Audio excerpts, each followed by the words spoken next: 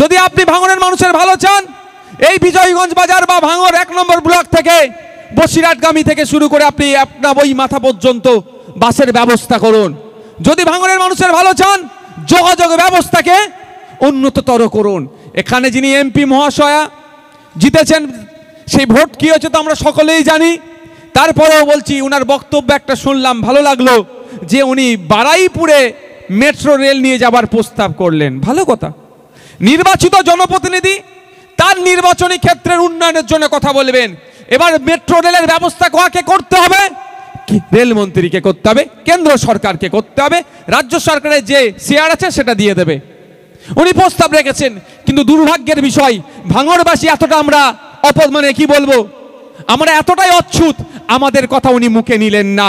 উনি ভুলে গিয়েছেন হয়তো যে ভাঙড়কেও রেলের মানচিত্রে আনা যায়। ঘটকপুকুরের ওপর দিয়ে রেল লাইন হওয়ার প্রস্তাব আছে, যেটা অলরেডি প্রস্তাব হয়ে আছে, সেটাকে তিনি বাদ দিয়ে নতুন প্রস্তাব রাখলেন।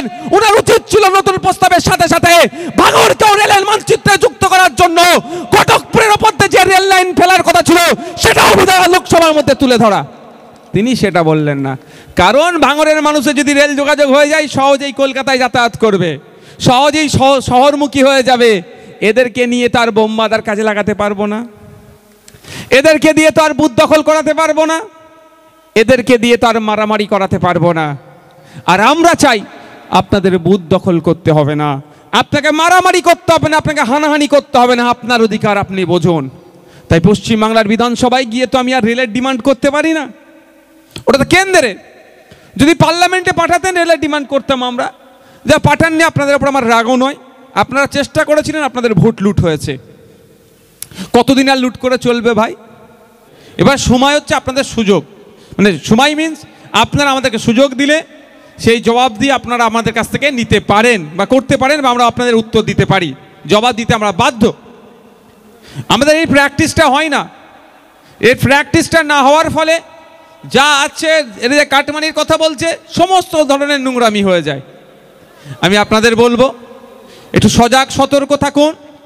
কাগে কান নিয়ে চলে যাচ্ছে বলে কাগের দিকে তাকানোর প্রয়োজন নাই, নিজে হাত দিয়ে কানটা দেখুন কান আছে কি না নাই। যথেষ্ট শুভবুদ্ধি সম্পন্ন মানুষ আপনারা, যথেষ্ট সচেতন মানুষ।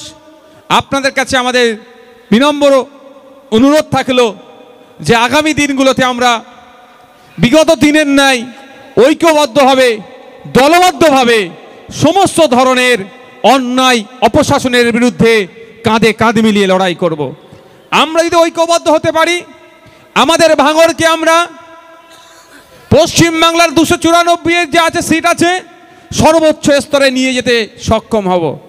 আজকে আপনারা ঐক্যবদ্ধ হয়েছেন বলেই আজকে ভাঙড়ের রক্তদানের ইতিহাস আবার রচনা হলো। বিগত দিনে আপনারা ঐক্যবদ্ধ ছিলেন, 2720 জন হয়েছিল, আজকে 3000-এর অধিক, 3500-এর প্রায় পার হয়ে গিয়েছে। এখনো মানুষজন লাইনে আছে শুধুমাত্র আপনাদের ঐক্যবদ্ধ হওয়ার জন্য। আমি চাই আপনারা এইভাবে ঐক্যবদ্ধ থাকুন। ঐক্যবদ্ধ থাকলেই আপনারা আপনাদের এক একটা অধিকার আপনারা বুঝে পাবেন। দুর্ভাগ্যের বিষয়, আমি বারবার বলে আসছি, আমার দায়িত্ব বলা, যে সঠিক জায়গায় পৌঁছানো, বাস্তবায়নের দায়িত্ব হচ্ছে সরকার পক্ষের।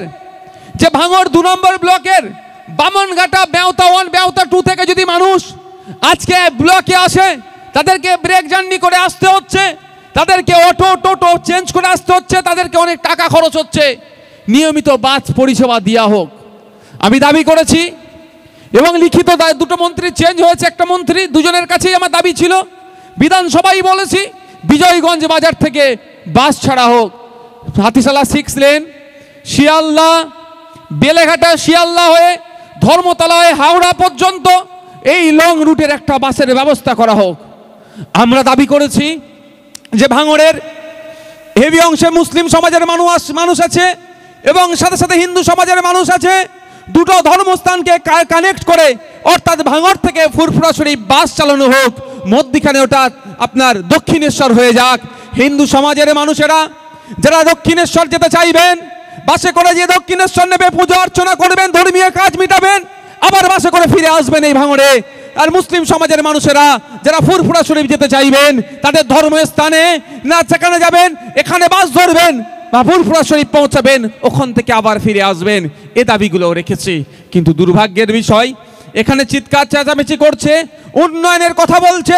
আমি যারা উন্নয়নের বুলি আওড়াচ্ছেন, যারা দায়িত্ব নিয়ে বলছেন ভাঙড়ে উন্নয়ন করব, তাদের কাছে আমার অনুরোধ এটাই, ভাঙড়ের বাস পরিষেবাকে স্বাভাবিক করা হোক। এই রুটে আরও বেশি যেই রুটগুলো আছে সেই রুটগুলোতে বেশি বাস দেওয়া হোক এবং নতুন বাস রুট তৈরি করা হোক। এই কম্পিটিশন আমাদের মধ্যে আসুক। আমি এখান থেকে দাঁড়িয়ে বলছি, যখন এখন হাফ নেতার একটা ফুল নেতার লড়ালড়ি চলছে, ওই হাফ নেতাকেও বলছি, ফুল নেতাকেও বলছি শাসকের, যে আসুন আপনি বারাইপুর আমাদের হচ্ছে কি ওটা সাব ডিভিশন, তাই তো নাকি? বারাইপুর সাব ডিভিশন, বিজয়গঞ্জ বাজার থেকে বাসের ব্যবস্থা করুন বারাইপুর পর্যন্ত। এটা তাহলে জানবো সত্যি আপনি ভাঙড়ের মানুষের ভালো চাইছেন।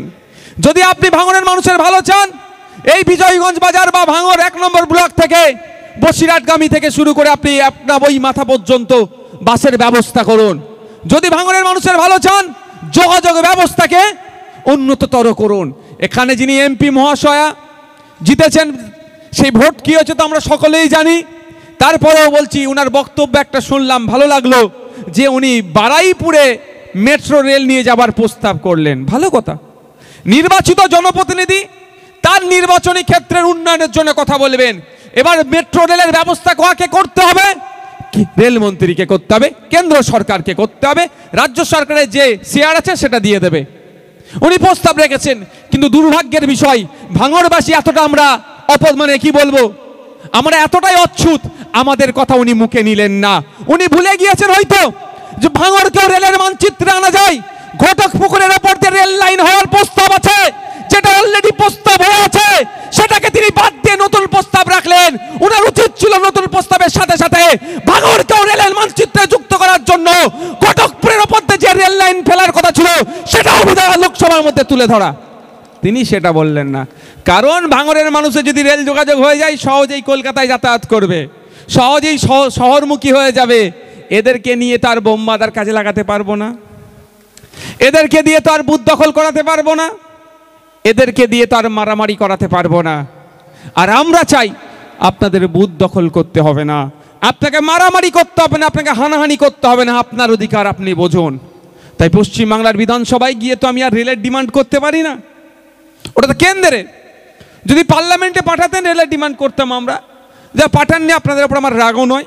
আপনারা চেষ্টা করেছিলেন, আপনাদের ভোট লুট হয়েছে।